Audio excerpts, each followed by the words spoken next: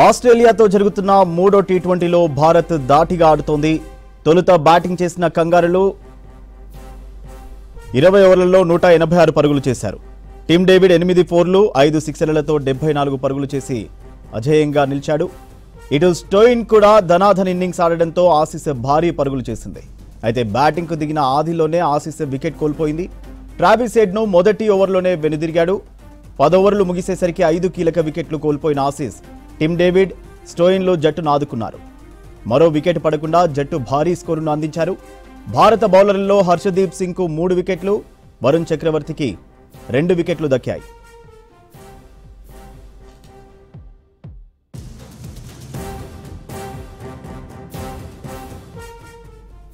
ఇక 187 పరుగుల లక్ష్యంతో చేజింగ్కు దిగిన భారత్ దాటిగా ఆడుతోంది. అభిషేక్ శర్మ, శుభ్మన్ గిల్ భారీ స్కోర్ చేస్తున్నారు.